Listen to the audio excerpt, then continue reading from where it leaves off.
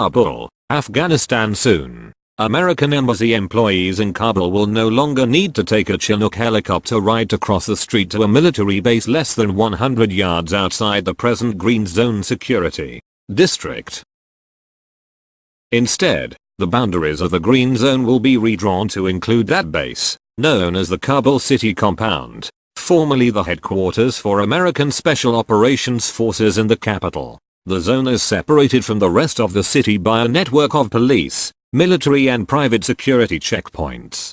The expansion is part of a huge public works project that over the next 2 years will reshape the center of this city of 5 million to bring nearly all Western embassies, major government ministries, and NATO and American military headquarters within the protected area. After 16 years of American presence in Kabul, it is a stark acknowledgement that even the city's central districts have become too difficult to defend from Taliban bombings.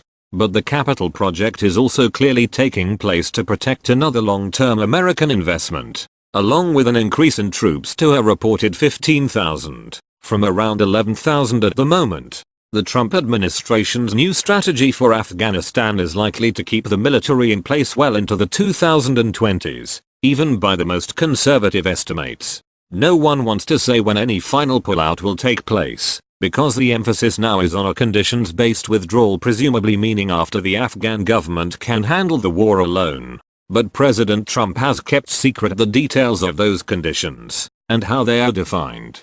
Until he says what the conditions are, all that means is we'll be there as long as we want, for whatever reason we want, said Barnett Rubin, a longtime Afghanistan expert who advised the Obama administration. And they don't have to lie to do that, because the conditions will never be good enough to say we're absolutely not needed. In practical terms, it means that the American military mission will continue for many more years, despite its unpopularity with the American public. Many military strategists, in America and Afghanistan, have already penciled in plans well into the 20s, and certainly past any Trump re-election campaign. At the NATO summit meeting in Warsaw last year, the allies, including the United States, agreed to fund the development of the Afghan security forces until the end of what was termed the transition decade, meaning from 2014, when Afghan forces began to take charge of their own security, until 2024. I would guess the US has to plan on being inside Afghanistan for a decade or more in order for there to be any type of resolution, said Bill Roggio, editor of the Long War Journal. It's definitely past his first term in office, no two ways about it.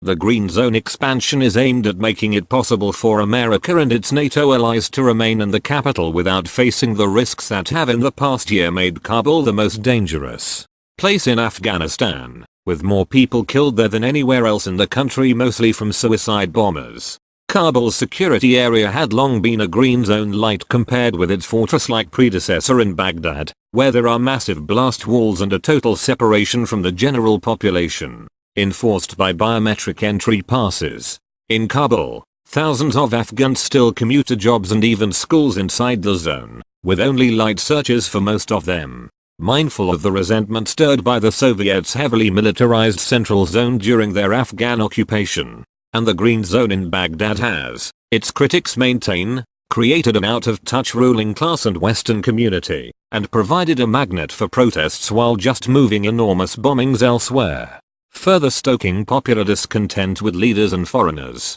The Kabul Green Zone expansion, which will significantly restrict access, was prompted, according to both Afghan and American military officials, by a huge suicide bomb planted in a sewage truck that exploded at a gate of the current Green Zone on the 31st of May, destroying most of the German embassy and killing more than 150 people. The loss of life could have been far worse, but Germany had evacuated its embassy a week before the bombing, apparently tipped off by intelligence sources.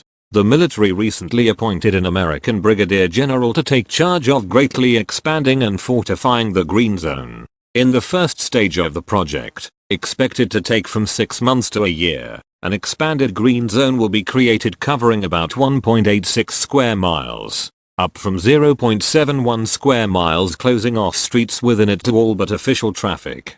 Because that will also cut 2 major arteries through the city, in an area where traffic congestion is already rage-inducing for Afghan drivers.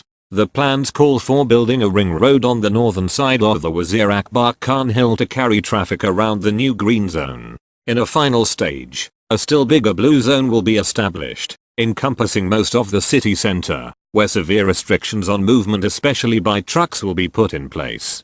Already, height restriction barriers have been built over roads throughout Kabul to block trucks. Eventually, all trucks seeking to enter Kabul will be routed through a single portal, where they will be X-rayed and searched.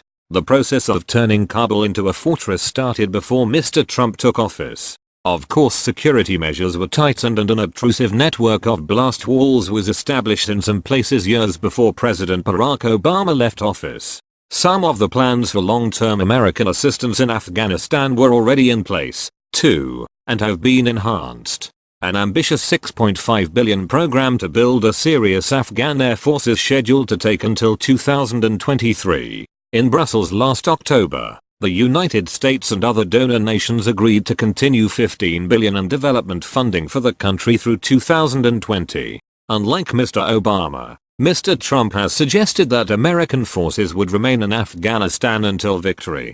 But even his own generals have conceded that a complete military victory in Afghanistan is not possible. The only solution most see is to persuade the Taliban to sit down to peace talks, something they have refused to do as long as American soldiers remain in the country. And with the insurgents gaining ground steadily in the past 2 years, the Taliban have even less incentive to negotiate. It seems America is not yet ready to end the longest war in its history, said the Taliban spokesman, Zabihullah Mujahid, after Mr. Trump announced his new policy. As Trump stated, Americans are weary of the long war in Afghanistan. We shall cast further worry into them and force American officials to accept realities.